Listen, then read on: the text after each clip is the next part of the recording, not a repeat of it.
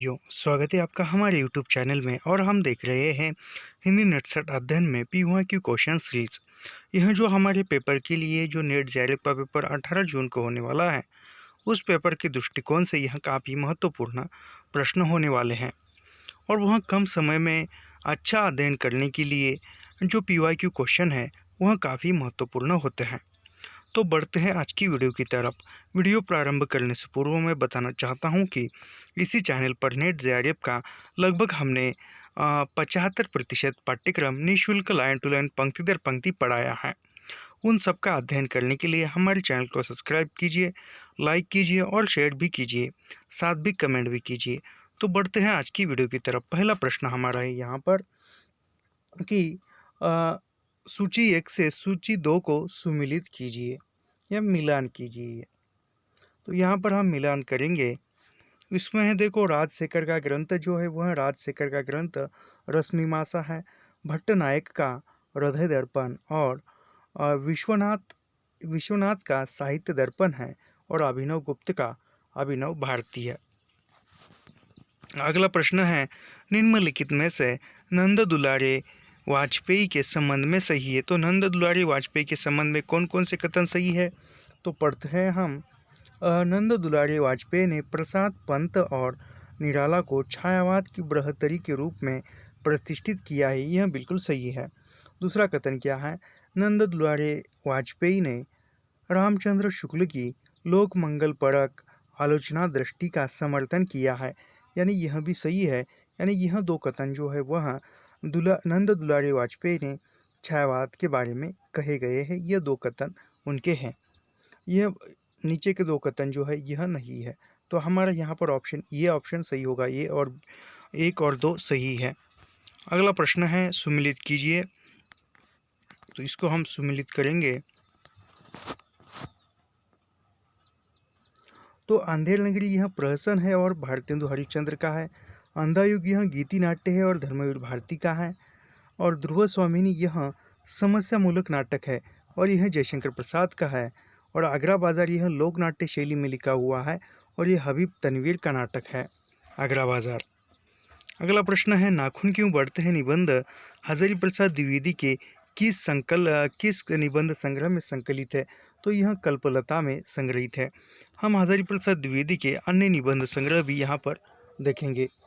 कल्पलता यह जो है वह यह 1951 में निबंध संग्रह प्रकाशित है और उसमें जो है नाखून क्यों बढ़ते निबंध है। हजारी प्रसाद द्विवेदी के अन्य हजारी प्रसाद द्विवेदी के अन्य निबंध भी है। अन्य निबंध संग महत्वपूर्ण निबंध है हजारी प्रसाद द्विवेदी के। अशोक के फूल 1948, कूटज 1964, आलोक पर्व 1972, साहित्य सहचर 1965, विचार वितर्क 1957 और विचार प्रवाह 1959। आचार्य हजारी प्रसाद द्विवेदी ने निबंधों को व्यक्ति की स्वाधीन चिंता की उपज कहा है, यानी व्यक्ति की स्वाधीन चिंता की उपज निबंधों को हजारी प्रसाद द्विवेदी ने कहा है, याद रखिए। अगला प्रश्न है, बादल को घिरते देखा है कविता से संबंधित सही तथ्य है, यानी बादल को घिरते देखा है कविता से संबंधित सही तथ्य कौन से है? तो वह तथ्य हम देखते हैं। तो यहाँ पर है, नागार्जुन का बादल कल्पना प्रस्तुत है, बिल्कुल सही है। और इसमें इसमें किन्नरियों के स्वच्छंद जीवन के अनुभूत्यात्मक चित्रण किया गया है, बादल को घिरते देखा है कविता में। ये दो कथन सही है, 2 और 4। अगला प्रश्न है हमारा, एक मिनट हम निम्नलिखित में से भोजराज की पुस्तक है। तो यहाँ पर भोजराज की पुस्तक कौन सी है? तो वह श्रृंगार प्रकाश भोजराज की पुस्तक है। इसके बारे में हम थोड़ा सा पढ़ते हैं। श्रृंगार प्रकाश इनका अन्य ग्रंथ यानी सरस्वती कंठाभरण है। और यह 11वीं यानी भोजराज जो है यह 11वीं शताब्दी के आसपास के थे। और वह अभिनव अभिनव भारती आचार्य अभिनव गुप्त की टीका है। इसे नाट्यवेद निर्वेद भी कहा जाता है। अगला प्रश्न है, घनानंद की कविता से संबंधित सही तथ्य है। तो घनानंद की कविता से संबंधित सही तथ्य कौन सा है, पढ़ते हैं। घनानंद ने वियोग व्यथा की सैकड़ों अनंत दर्शाओं के मार्मिक चित्र खींचे हैं, बिल्कुल सही है। उसके बाद है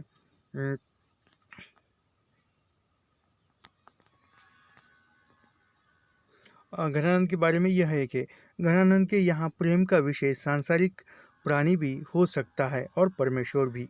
यह दो कथन जो है, कथन 1 और कथन 3, यह दो कथन घनानंद के बारे में सत्य है। अगला प्रश्न है सुमिलित कीजिए, तो और उसको हम सुमिलित करेंगे।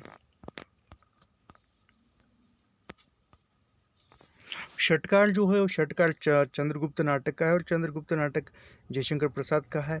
महाराष्ट्रीय भारत दुर्दशा का है और वह महाराष्ट्री जो पात्र होता है, जो 5 लोगों की बैठक होती है, वह भारतेंदु का नाटक है, भारत दुर्दशा नाटक का। और धातु सेन स्कंदगुप्त नाटक का पात्र है और यह भी जयशंकर प्रसाद का है। और गोवर्धन दास यह अंधेर नगरी नाटक का पात्र है और यह भारतेंदु द्वारा लिखित नाटक है। अगला प्रश्न है प्रकाशन वर्ष के अनुसार जयशंकर प्रसाद के नाटकों का सही अनुक्रम क्या है। तो जयशंकर प्रसाद के नाटकों का सही अनुक्रम पहचानेंगे हम यहाँ पर है राजश्री 1915, आज़ाद शत्रु 1922, स्कंदगुप्त 1928, ध्रुव स्वामिनी 1933। जयशंकर प्रसाद की अन्य नाटक भी है यहाँ पर, सज्जन 1910, कल्याणी परिणय 1912, करुणालय 1912, प्रायश्चित 1913, विशाख 1921, जन्मजय का नागे 1926, कामना 1927, एक घुट 1930 और चंद्रगुप्त 1931। नीचे दो कथन है, वह कथन अभिकथन और कारण है। अब फ्रायड का अभिकथन पढ़ते कि फ्रायड मानते हैं कि कवि मनोरोगी होता है, यानी फ्रायड का कथन है कि कवि जो होता है वह कवि मनोरोगी होता है। कारण क्या है? क्योंकि मनुष्य मात्र मनोरोगी है, यानी मनुष्य ही केवल मात्र मनोरोगी है। तो यहाँ पर जो है दोनों कथन सही है, यानी फ्रायड का मानना है कवि मनोरोगी होता है, बिल्कुल सही है। और क्योंकि मनुष्य मात्र मनोरोगी है, यह भी बिल्कुल सही है, यानी ये यहाँ पर अभिकथन और कारण दोनों सही है। अगला प्रश्न है मेरी तिब्बत यात्रा की भाषा शैली की विशेषताएं क्या है। अभी मेरी तिब्बत यात्रा जो राहुल संस्कृत्यायन की ये यात्रा वर्णन है, उसकी भाषा शैली की विशेषता क्या है। तो यहाँ पर है संस्कृतनिष्ठ, तर्कपूर्ण, युग विशेष का आभास देने वाली है। अब मेरी तिब्बत यात्रा 1937 में प्रकाशित है, राहुल संस्कृत्यायन का यात्रा वर्णन है। अगला प्रश्न है शिव शंभू के चिट्टे किसको संबंधित है। तो इसमें जो है, इसमें लॉर्ड कर्जन को संबोधित करते हुए शिव शंभू के चिट्टे बालमुकुंद गुप्त ने लिखा है। यह 1904-1905 में भारत मित्र पत्रिका में प्रकाशित हुए थे शिव शंभू के चिट्टे। अगला प्रश्न है बाम भट्ट की आत्मकथा उपन्यास के पात्र है। तो बाम भट्ट की आत्मकथा उपन्यास के पात्र जो है वह राजकुमारी चंद्र दीक्षित, यह एक है, और सुचरिता, यह दो पात्र, यानी पत्रलेखा और ऋतुरंभम्बा, यह जो दो पात्र है यह बाम भट्ट की आत्मकथा में नहीं है, यह महावीर प्रसाद द्विवेदी का निबंध है। और यह जो है यह 1946 में प्रकाशित निबंध है जो प्रसिद्ध बाम भट्ट का जो है वह एक। अगला प्रश्न है निम्नलिखित में से कमलेश्वर के कहानी संग्रह। तो कमलेश्वर के यहाँ पर कहानी संग्रह कौन कौन से। तो यहाँ पर राजा निर्बंसिया एक है, कमलेश्वर का कहानी संग्रह राजा निर्बंसिया एक है, और उसके बाद कस्बे का आदमी, यह दो है कमलेश्वर के कहानी संग्रह। राजा निर्बंसिया का प्रकाशन वर्ष 1927 है और राजा निर्बंसिया कहानी भी है। और कस्बे का आदमी यह 1958 में प्रकाशित है। और कमलेश्वर के अन्य कहानी संग्रह, यानी कमलेश्वर के अन्य कहानी संग्रह है खोई हुई दिशाएं 1963, मास का दरिया 1967, बयान 1973, आज़ादी मुबारक 2002। अगला है परिंदे कहानी के पात्र है। तो परिंदे कहानी के पात्रों में से है, देखो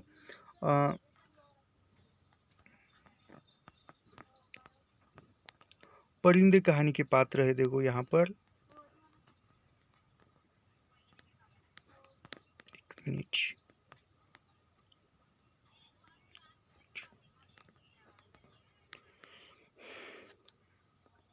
तो ह्यूबर्ट एक है और रिसर्च एक है, ये दो परिंदे कहानी के पात्र है। अगला प्रश्न हमारा यहाँ पर है, तो इसके परिंदे के कहानी के पात्र जो है वह डॉक्टर मुखर्जी एक है और मिस्टर ह्यूबर्ट, यह दो है। और यह 1960 में निर्मल वर्मा द्वारा लिखित कहानी है। नामवर सिंह ने परिंदे कहानी के बारे में लिखा है कि यानी नामवर सिंह ने परिंदे कहानी को हिंदी की प्रथम कहानी माना है, याद रखिए। तो रिचर्ड भीष्म साहनी के उपन्यास का तमस उपन्यास का पात्र है और तमस जो है वह 1973 में प्रकाशित होता है। अगला प्रश्न है, उस युवती के प्रति मेरे मन में जो प्रेम और श्रद्धा है वह ऐसी है कि अगर मैं उसकी ओर वासना से देखूं तो भी आंखें फूट जाए। उपर्युक्त संवाद गोदान उपन्यास में किस पात्र का है? तो यह जो है मेहता जो है यह मालती से कहता है। यह प्रेमचंद का 1936 में प्रकाशित उपन्यास है, याद रखिए। अगला प्रश्न है, निम्नलिखित में से कौन तमस उपन्यास का पात्र नहीं है? तो तमस उपन्यास में रत्तो जो है यह तमस उपन्यास की पात्रा नहीं है। तमस उपन्यास के पात्र देखते हैं, रिचर्ड नथु, हयात बख्शी, वानप्रस्थ जिला, जनरल सिंह, हरनाम बंतो, लक्ष्मी नारायण और नूर इलाही मोहन, यह जो है यह तमस उपन्यास के पात्र है। 1973 में प्रकाशित भीष्म साहनी का उपन्यास है। अगला प्रश्न है, संस्कृति के 4 अध्याय में दिनकर ने रविंद्रनाथ टैगोर और मोहम्मद इकबाल को आख्यायित किया है। तो इसमें है नव उत्थान के कवि के रूप में, यानी दिनकर ने रविंद्रनाथ टैगोर और मोहम्मद इकबाल को नव उत्थान के कवि के रूप में स्थापित किया है और बताया है। इसके बारे में पढ़ते हैं। दिनकर ने रविंद्रनाथ टैगोर और मोहम्मद इकबाल को नव उत्थान के कवि के रूप में आख्यायित किया है। इस निबंध पर रामधारी सिंह दिनकर को सन 1959 में, यानी रामधारी संस्कृति के 4 अध्याय पर दिनकर को साहित्य अकादमी पुरस्कार मिला था 1959 में। भारत के सांस्कृतिक इतिहास को 4 भागों में बांटकर, यानी इसमें जो संस्कृति के 4 अध्याय में इस भारत के संस्कृति को 4 भागों में बांटकर वर्णित किया गया है। भारतीय संस्कृति का सर्वेक्षण है संस्कृति के 4 अध्याय। निबंध का प्रकाशन, यानी यह 1946 में प्रकाशित होता है और 1959 में इसको साहित्य अकादमी पुरस्कार मिलता है। अगला प्रश्न है, जन्मकाल के अनुसार निम्नलिखित कवियों का सही क्रम क्या है? तो इसमें प्रथम है स्वयंभू जो है 783 आसपास है। फिर लुई पा पुष्यदंत 972, हेमचंद्र 1088। लुई पा का समय जो है वह 773 है, यानी यहाँ पर जो है सही कहा जाए तो स्वयंभू प्रथम स्थान पर आते हैं।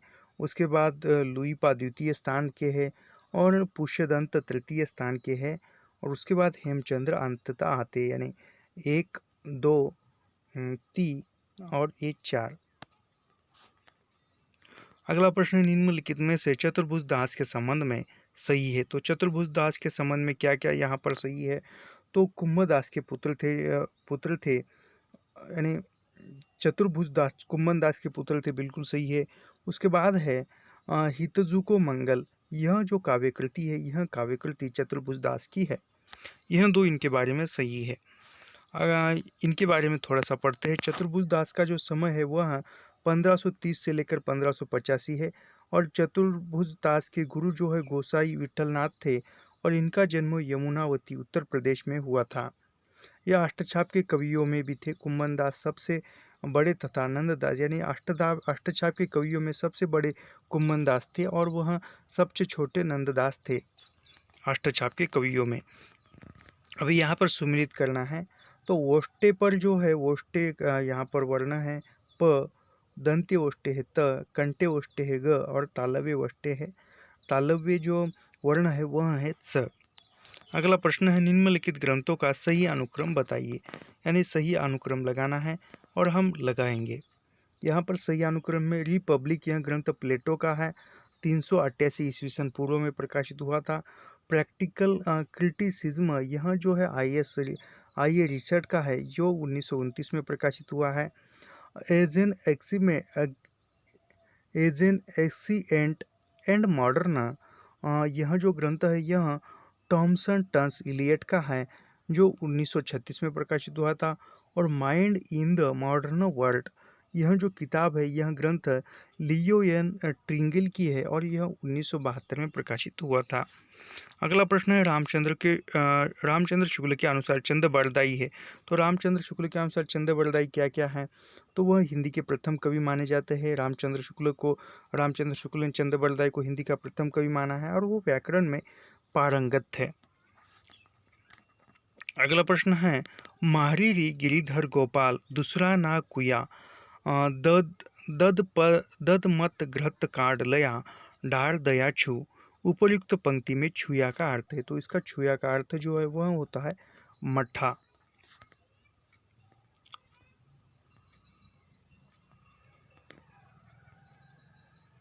ये पढ़ते हैं थोड़ा सा। उक्त पंक्ति में छुआ शब्द का अर्थ मट्टा है। उपर्युक्त पंक्ति भक्तिकाल संप्रदाय और निरपेक्ष कृष्ण भक्ति शाखा की कविता यानी ये मीराबाई की पंक्ति है।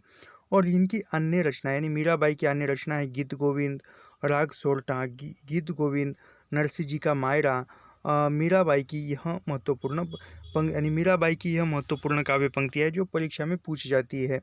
बसो मेरे नैनन में नंदलाल, हरि तुम हरो जन की पीर, घायल की गति घायल जाने और न जानो कोई, जाने सिर मोर जाके सिर मोर मुकुट मरो पति सोई।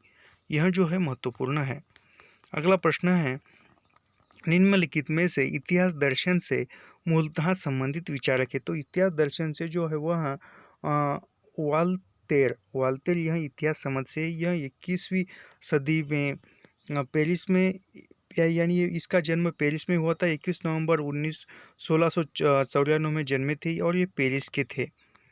अगला है, चंपा किस द्वीप की कहानी में आया है। यानी चंपा द्वीप जो है वह आकाशदीप कहानी में आया हुआ है और यह जयशंकर प्रसाद की कहानी है आकाशदीप। अगला प्रश्न है, मैथिली पुष्पा के किस उपन्यास में ब्रज क्षेत्र के जीवन यथार्थ का चित्रण है। तो मैथिली पुष्पा के चाक उपन्यास में जो है वह ब्रज क्षेत्र के जीवन का यथार्थ चित्रण आया है। इनके उपन्यास देखते हैं। मैथिली पुष्पा के चाक 1997 उपन्यास मैथिली पुष्पा ने ब्रज भाषा के जीवन यथार्थ का चित्रण किया है। मैथिली पुष्पा के अन्य उपन्यास, झूला नट 1999, अलमा कबूतरी 2000, इन्न ममम 1994, कहे दूसरी फाग 2004, गुनाह बेगुनाह, बीजन त्रियानी, बेतवा बहती रही, स्मृति दंश। यह जो है मैथिली पुष्पा के उपन्यास है। निम्नलिखित में से कौन सा कॉलरिज का ग्रंथ नहीं है। तो यहाँ पर कॉलरिज का ग्रंथ कौन सा नहीं है।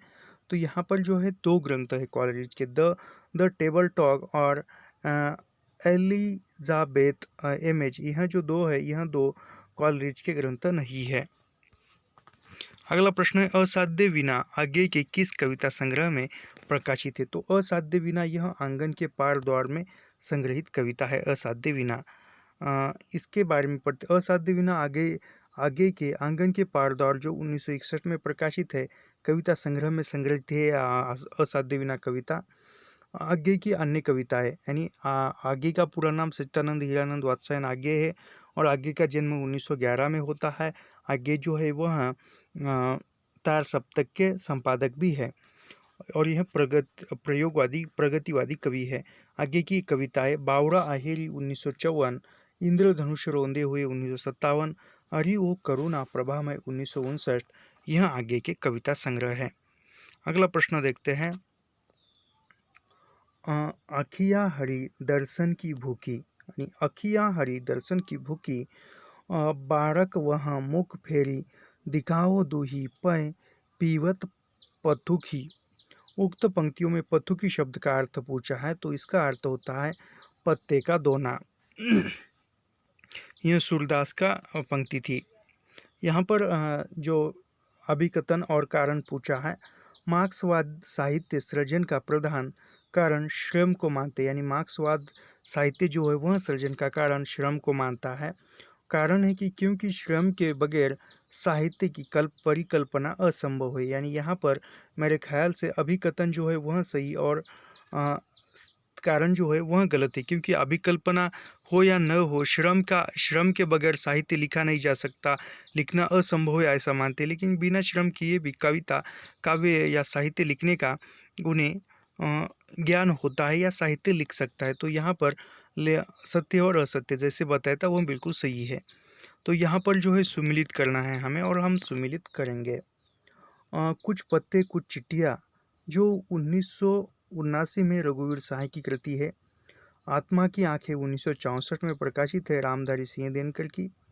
चूका भी हूँ नहीं मैं 1975 शमशेर बहादुर की है। कुकुरमुत्ता 1942 यह सूर्यकांत त्रिपाठी निराला की है।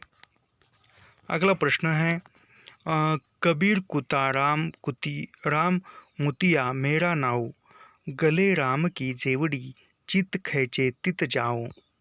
यानी यहाँ पर इस दोहे में किस तरह की मानसिकता का यानी किस तरह की मानसिकता बताइए, तो यहाँ पर आत्मसमर्पण समर्पण की मानसिकता दिखाई देती है।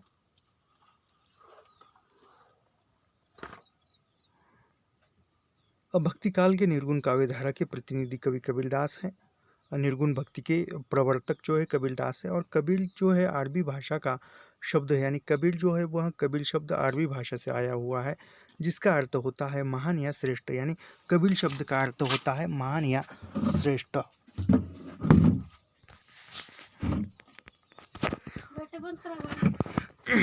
अगला प्रश्न है प्रकाशन वर्ष के अनुसार कृष्णा सोप्ती के उपन्यासों का सही क्रम। तो कृष्णा सोप्ती के उपन्यासों का सही क्रम हमें लगाना है। उसमें है देखो कृष्णा सोप्ती के उपन्यासों में मित्रों मरजानी 1967, सूरजमुखी अंधेरे की 1972, ये लड़की 1991, समय सरगम 2000 और 1980 में यानी 1980 में इनका प्रसिद्ध उपन्यास जो कृष्णा सोप्ती का 1980 में प्रसिद्ध उपन्यास जिंदगी नामा 1997 के लिए साहित्य अकादमी यानी जिंदगी नामा जो 1980 में प्रकाशित है और 1997 में इस जिंदगी नामा के लिए साहित्य अकादमी पुरस्कार मिला था कृष्णा सोप्ती को। अगला प्रश्न है हमारा, यहाँ पर अभिकथन और कारण पूछा है। तो अभिकथन है कल्पना काव्य का अनिवार्य साधन है। अभिकथन है ये हमारा कल्पना काव्य का अनिवार्य साधन है। कारण है कि क्योंकि कल्पना काव्य में साध्य है, यानी कल्पना जो है काव्य में साधन है। यहाँ पर जो है अभिकथन हमारा सही है। और जो यहाँ पर क्योंकि कल्पना काव्य में साध्य है यह जो है गलत है, यानी यहाँ पर अभिकथन सही और कारण गलत है।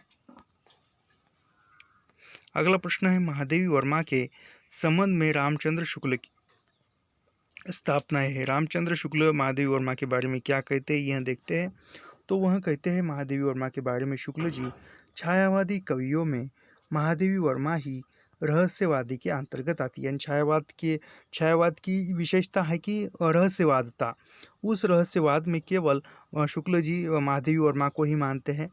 और इसके बाद जो है वह है महादेवी वर्मा के गीतों में अनूठी व्यंजना पाई जाती है। यानी यहाँ पर 1 और 2 नहीं 2 और 3 बिल्कुल सही है। महादेवी वर्मा के बारे में शुक्ल जी कहते हैं। लक्ष्मा किस कहानी की पात्र है। लक्ष्मा जो है यह कोशिका घटवार कहानी की पात्र है। इसके बारे में थोड़ा सा पढ़ते हैं। पुरस्कार जो है जयशंकर प्रसाद की कहानी है और पुरस्कार कहानी के पात्र है अरुण और मधुलिका, कौशल नरेश और सेनापति। अरुण मधुलिका कौशल नरेश सेनापति यह जो है पुरस्कार कहानी के पात्र है, यह भी जयशंकर प्रसाद की है। और परिंदे कहानी के पात्र जो 1960 में प्रकाशित होती है। नाम और सीए ने परिंदे कहानी को हिंदी की पहली कहानी माना है और यह 1960 में है। जो निर्मल वर्मा की परिंदे कहानी के पात्र है लतिका, डॉक्टर मुखर्जी, करीमुद्दीन और गिरीश नेगी, यह जो है इसके मुख्य पात्र हैं। अगला प्रश्न है यहाँ पर और भी है, कहानी देखते हैं। ठाकुर का कुआं जो प्रेमचंद की कहानी है। ठाकुर का कुआं कहानी के पात्र है जोखू, गंगी और ठाकुर, यह जो है ठाकुर का कुआं कहानी के पात्र है। उसने कहा था जो चंद्रधर शर्मा गुलेल की कहानी है, हिंदी साहित्य की पहली पूर्वदीप्त शैली में लिखी हुई, फ्लैशबैक शैली में लिखी हुई कहानी है 1915 में और प्रथम विश्व युद्ध के पृष्ठभूमि पर लिखी हुई है। और यह 2015 में नहीं 1915 में प्रकाशित हुई थी। तो उसने कहा था कहानी के पात्र है लहना सिंह, सूबेदारनी बोधा, वजीरा सिंह। अभी पिता जो कहानी है वह ज्ञान रंजन की है और इसके पात्र जो है पिता और पुत्र दो ही पात्र मुख्य हैं। अगला प्रश्न है जिंदगी नामा उपन्यास में। अभी जिंदगी नामा उपन्यास में क्या क्या बताया है यह हमें सही करना है। तो यहाँ पर है 20वीं शताब्दी के प्रथम 15 वर्षों में पंजाब के किसानों ग्रामीणों के जीवन का जीवन चित्रण किया है, यह भी बिल्कुल सही है। उसके बाद है परिनिष्ठित हिंदी को पंजाबी प्रयोगों में आक्रांत कर दिया है, यानी यहाँ पर 1 और 3 बिल्कुल सही है। यह जो है यानी 20वीं शताब्दी के प्रथम 15 वर्षों में पंजाब के किसान ग्रामीण जीवन को बताया है, और उसके बाद परिनिष्ठित हिंदी को पंजाबी प्रयोगों से आक्रांत कर दिया गया है। यह दो जो है इन दो बातों का वर्णन जिंदगीनामा उपन्यास में किया हुआ दिखाई देता है। इसके बारे में हम थोड़ा सा पढ़ते हैं। यह कृष्णा सोप्ती का उपन्यास है और यह एक बड़ा उपन्यास है। प्रसिद्ध आलोचक यानी एक देवराज उपाध्याय के शब्दों में, यानी वह जिंदगीनामा उपन्यास के बारे में देवराज उपाध्याय कहते हैं कि यदि किसी को पंजाब प्रदेश की संस्कृति, रहन सहन, चाल ढाल, रीति रिवाज की जानकारी प्राप्त करनी हो, इतिहास की बात जाननी हो, वहाँ की दंत कथाओं, प्रचलित लोकोक्तियाँ तथा 18वीं-19वीं शताब्दी की प्रवृत्तियों से अवगत होने की इच्छा हो तो जिंदगीनामा से अन्यत्र जाने की आवश्यकता नहीं है। यानी वह देवराज उपाध्याय कहते हैं कि पंजाब का रहन सहन, पंजाब की रीति रूढ़ी, परंपरा, रीति रिवाज, इनकी जानकारी प्राप्त करनी हो, 18वीं-19वीं शताब्दी का इतिहास पंजाब का जानना हो तो जिंदगीनामा उपन्यास से बढ़कर आपको किधर नहीं मिलेगा। यह जो है यह देवराज उपाध्याय कहते हैं जिंदगीनामा उपन्यास के बारे में। महत्वपूर्ण कथन है, याद रखिए। अगला प्रश्न है आपका बंटी उपन्यास का कथ्य है। तो आपका बंटी यह मनु भंडारी का उपन्यास है और यह 1971 में प्रकाशित उपन्यास है। इस उपन्यास में है तलाकशुदा पति पत्नी की संतान की समस्या जो बंटी है इसकी समस्या बताई हुई है। समकालीन राजनीतिक यह नहीं है यहाँ पर, और राजनीति में प्रवृत्ति मूल्यहीनता यह भी नहीं है। दाम्पत्य संबंध का विघटन यह 2 है, यानी यहाँ पर तलाकशुदा पति पत्नी की संतान जो बंटी होता है उसकी समस्या है, और दाम्पत्य संबंध का विघटन यह 2 ये आपका बंटी उपन्यास में चित्रित हुआ है।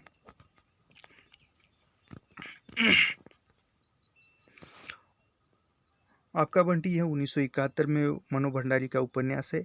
अपने ढंग का अकेला उपन्यास है। इस उपन्यास में आज के मध्यवर्गीय समाज में तलाक की समस्या एवं दाम्पत्य जीवन के तनाव के कारण तलाकशुदा दंपतियों के बच्चों की मनोवैज्ञानिकता का बड़ा ही मार्मिक चित्रण किया है। मनु भंडारी ने अपने प्रसिद्ध उपन्यास, यानी मनु भंडारी का प्रसिद्ध उपन्यास है महाभोज, जो 1979 में प्रकाशित होता है। इसके बल पर अक्षय ख्याति अर्जित की, यानी महाभोज उपन्यास के द्वारा ही ख्याति प्राप्त हुई है मनु भंडारी को। यह एक राजनीतिक उपन्यास माना जाता है। इसका परिवेश वैयक्तिक या पारिवारिक न होकर सामाजिक है, यानी महाभोज उपन्यास एक सामाजिक उपन्यास है और आपका बंटी उपन्यास यह का इसमें हमने बताया है। अगला प्रश्न है सुमिलित कीजिए सूची 1 से सूची 2 को मिलान कीजिए।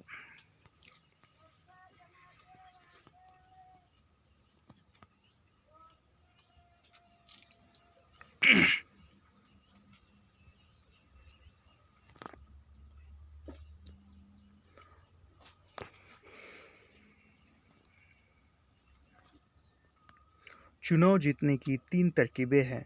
एक रामनगर वाली, दूसरी नेवादा वाली और तीसरी महिपापुल वाली। यह जो है रुपये बाबू का कथन है। दूसरा क्या है तो छोटे बड़े भगवान के घर से बनकर आते हैं, संपत्ति बड़ी तपस्या से मिलती है। यह जो कथन है यह होली का कथन है गोदान उपन्यास से। और अगला है सबसे पहले तुम शशि इसलिए नहीं कि तुम जीवन में सबसे पहले आई। यह जो है यह शकर का कथन है, शेखर एक जूनी से। अगला जो है समूची आर्यावत रक्त क्रमंत है, यानी यह जो है यह लोरिक देव का कथन है। अगला है निम्नलिखित में से गोदान उपन्यास में वर्णित गांव कौन सा है। तो गोदान उपन्यास में बेलारी गांव का चित्रण आया है। गांगोली यह इसके बारे में पढ़ते ही नीचे होगा। तो गोदान उपन्यास में सेमरी और बेलारी 2 गांव का चित्रण है, केंद्र में रखकर वर्णित किया गया है। बल्कि आधा गांव गाजीपुर जिले के गंगोली गांव के सैयद मुसलमानों की कथा का वर्णन किया गया है आधा गांव उपन्यास में। महिला आंचल उपन्यास में बिहार राज्य के पूर्णिया जिले के मेरीगंज गांव की कथा बताई गई है। आज का हिंदी निबंध साहित्य अधिकांश में आलोचना की ओर दौड़ा जा रहा है। आजकल आचार्यत्व की चाह रीतिकाल से भी कुछ बढ़ी चढ़ी है। तो यह कथन किसका है? तो यह कथन जो है, यहाँ पर ये कथन फिर से पढ़ते हैं। हिंदी निबंध साहित्य की वर्तमान स्थिति को लक्ष्य करते हुए बाबू गुलाब राय ने कहा है कि उपर्युक्त कथन को कहा है, जबकि नंद किशोर नवल कहते कि मुक्तिभोग मार्क्सवादी या प्रगतिवादी आलोचना के रूप में प्रसिद्ध है। मलयज मूलतः कवि है, यानी मलयज मूलतः कवि है। इसके मलयज के आलोचनात्मक निबंध संग्रह है कविता से साक्षात्कार, जो 1987 एवं संवाद और एकालाप 1984 में प्रकाशित है। अगला प्रश्न है, कर रही लीलामय आनंद महाचित्ती सजग हुई सी व्यक्त, विश्व का उन्मीलन अभिगम इसी में सब होते अनुरुक्त, शिव की कौन सी तीन शक्तियों को महाचित्ती कहा जाता है? यानी शिव की कौन सी शक्तियों को महाचित्ती कहा जाता है? तो वह इच्छा, ज्ञान और क्रिया, यानी शिव की जो इच्छा, ज्ञान और क्रिया है, इन तीन शिव की शक्तियों को महाचित्ती कहा जाता है। याद रखिए। निम्नलिखित में से कौन सा तत्सम शब्द नहीं है? तो यहाँ पर तत्सम शब्द कौन सा नहीं है? तो किसान जो है, यह तत्सम शब्द नहीं होता है।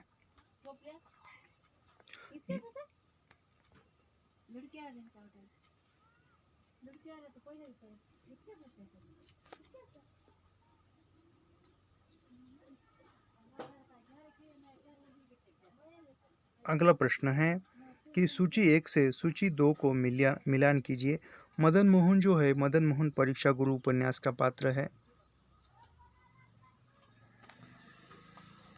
एक मिनट, यहाँ पर हम पढ़ेंगे। लाला मदन मोहन परीक्षा गुरु उपन्यास का पात्र है। राम किशुन बाबू महिला आंचल का है।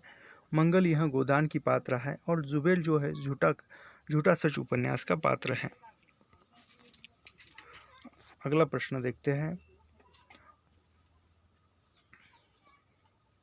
आज के व्यापक सामाजिक संबंधों के संदर्भ में जीने वाले व्यक्ति के माध्यम से ही मुक्तिबोध ने अंधेरे में कविता में अस्मिता की खोज को नाटकीय रूप दिया है। तो यह कथन किसका है? देखते हैं यह कथन किस आलोचक का है। तो यह कथन जो है नामवर सिंह का है। अंधेरे में कविता के बारे में रामविलास शर्मा क्या कहते हैं, देखते हैं। तो अंधेरे की कविता के बारे में रामविलास शर्मा कहते कि अपराध भावना का अनुसंधान तथा अरक्षित जीवन की कविता है अंधेरे में। राम स्वरूप चतुर्वेदी कहते हैं कि अंधेरे में के लंबे खंडों में कवि की समस्या है समाज के उत्थान पतन और आंदोलन के बीच अपनी रचना के प्रेरक तथ्यों का अभिज्ञान, रचना कैसे बाहर से अंदर आती है और फिर से बाहर से दूर दूर तक परिव्याप्त हो जाती है। यह जो कथन है अंधेरे में कविता के बारे में रामस्वरूप चतुर्वेदी का कथन है। इंद्रनाथ मदान ने अंधेरे में कविता को आत्म संशोधन का अनुसंधान कहा है। याद रखिए। अगला प्रश्न है, निम्नलिखित में से किस कवि का उपनाम हितैषी है? तो हितैषी जगदम्बा प्रसाद, इसका नाम हितैषी है। जगदम्बा प्रसाद मिश्र का जन्म जो है 1895 में होता है और इनका निधन 1957 में होता है। इनका जन्म मुरादाबाद, उन्नाव में उत्तर प्रदेश में हुआ था। इनका उपनाम यानी जगदम्बा प्रसाद मिश्र का उपनाम जो है हितैषी था। इनकी प्रमुख कृतियाँ यानी जगदम्बा प्रसाद मिश्र हितैषी का रचनाएं जो थी वह थी भातृगीत, कल्लोलिनी, वैकाली, दर्शना। यह जो है उनकी रचनाएं थी। अगला प्रश्न है, भारतेंदु युग के प्रमुख निबंधकार है। तो भारतेंदु युग के प्रमुख निबंधकारों में है, देखो, काशीनाथ सिंह खत्री और राधाचरण गोस्वामी। यह दो भारतेंदु मंडल के निबंधकार थे या भारतेंदु युग के निबंधकार थे।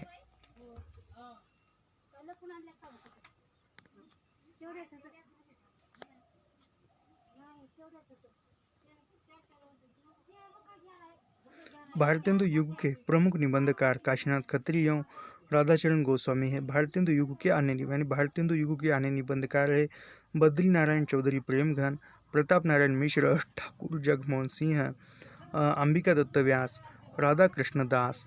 जबकि हिंदी के प्रथम संस्करणकार हिंदी के प्रथम संस्करणकार पद्म सिंह शर्मा हैं और इनकी प्रमुख रचना पद्म सिंह शर्मा की प्रमुख रचना है पद्म पराग, जो सन 1929 में प्रकाशित हुई थी।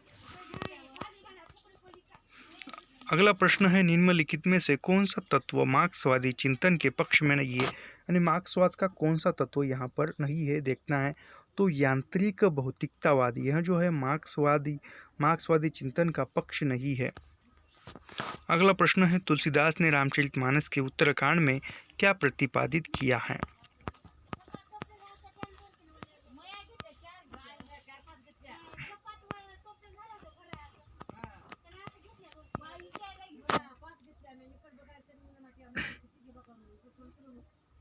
तो ज्ञान की अपेक्षा भक्ति सुसाध्य और अशुफलदायिनी है, यह कहा है। और यह कहा है, कलयुग में लोग लोभ और स्वार्थ के वशीभूत होंगे, माता पिता को त्याग कर अनादर करेंगे।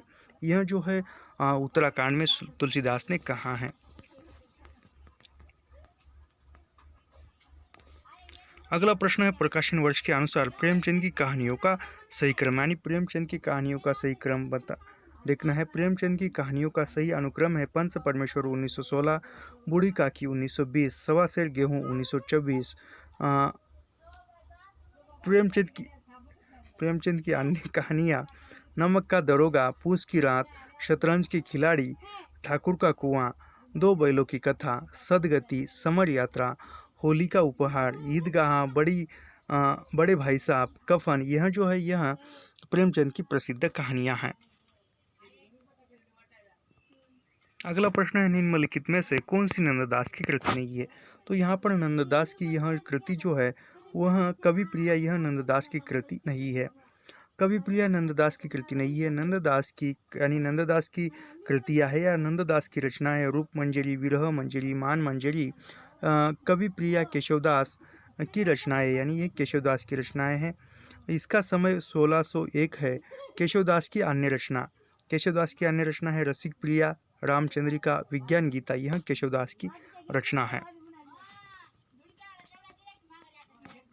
संस्कृति के 4 अध्याय के अनुसार अकबर के राजारोहण तक सरकारी हिसाब किस भाषा में रखा जाता है? यानी वह संस्कृति के 4 अध्याय के अनुसार अकबर के दरबार में राजारोहण या अकबर के दरबार में राजकाज की भाषा कौन सी थी? तो वह हिंदी थी।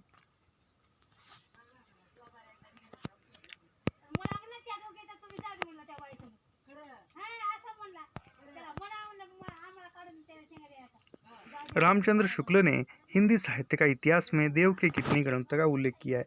तो यहाँ पर 23 ग्रंथ का उल्लेख किया है। रामचंद्र शुक्ल ने हिंदी साहित्य के इतिहास में देव के 23 ग्रंथों का उल्लेख किया है।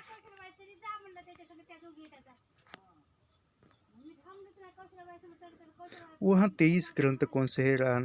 रामचंद्र शुक्ल ने जो देव के बताए वह उन ग्रंथों में है। देखो, रस विलास, भाव विलास, भवानी विलास, कुशल विलास, अष्टयाम, सुजान विनोद, काव्य रसायन, जाति विलास, देव माया प्रपंच, रस विलास, राग रत्नाकर, देवचरित, सुख सागर तरंग, प्रेम चंद्रिका, देव शतक, प्रेम तरंग, यह जो है देव की रचनाओं का उल्लेख रामचंद्र शुक्ल ने उनका हिंदी साहित्य के इतिहास में किया हुआ है।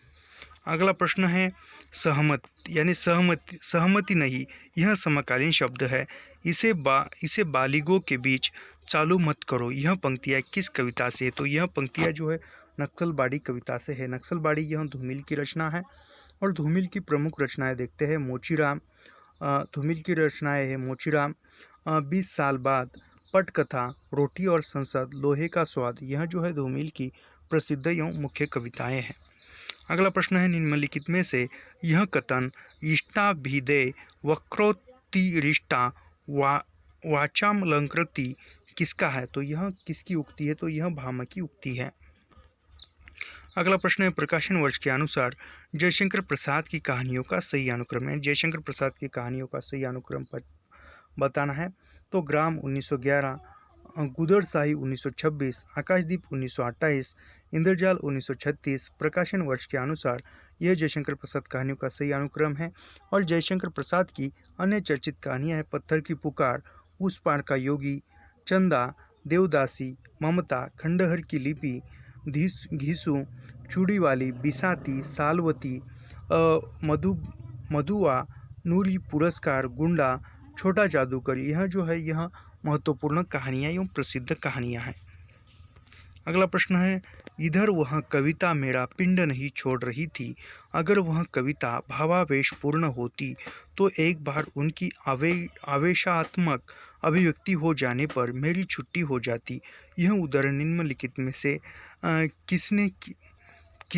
किससे लिया गया है? तो यह उदाहरण किससे लिया गया है? तो यह एक लंबी कविता के बारे में कहा गया है। एक लंबी कविता का अंत के बारे में कहा गया है।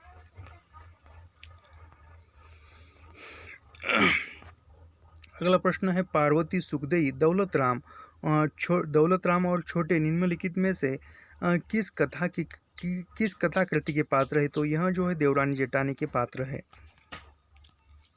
जो 1870 में प्रकाशित उपन्यास था देवरानी जेठानी की कहानी। और यह रानी केतकी की कहानी ये इंशाअल्लाह खां द्वारा लिखित है। वामा शिक्षक मुंशी ईश्वर प्रसाद और कल्याण राज का है। भाग्यवती यह श्रद्धाराम फुलोरी का उपन्यास है। अगला प्रश्न है, मैं नीर भरी दुख की बदली का प्रतिपादनी, मैं दुख भरी बदली का जो प्रतिपाद्य है वह क्या क्या है देखते हैं।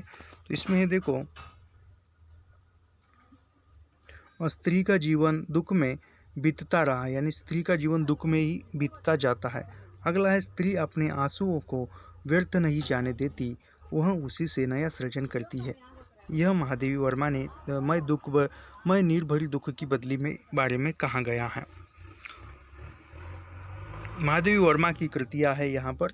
महादेवी वर्मा की कृतियों में है निहार, रश्मि नीरजा, सांध्य गीत, यामा, दीपशिखा, सप्तपर्णा। यह जो है महादेवी वर्मा की चर्चित रचनाएं हैं। मुर्दहिया में ननकू पांडे किस कला में कुशल थे? तो मुर्दहिया में ननकू पांडे जो थे वह ढोलक वादक बजाने में माहिर थे। और यह मुर्दहिया जो है यह 2010 में प्रकाशित डॉक्टर तुलसीदास की आत्मकथा का प्रथम भाग है। और इसका द्वितीय भाग मणिकर्णिका जो 2013 में प्रकाशित हुआ है। और यह एक दलित आत्मकथा है। अगला प्रश्न है, ईश्वर अंश जीव अविनाशी, चेतन अमल सहज सुखदासी, इन पंक्तियों में कौन सा दर्शन है? तो इस पंक्तियों में जो है, इन पंक्तियों में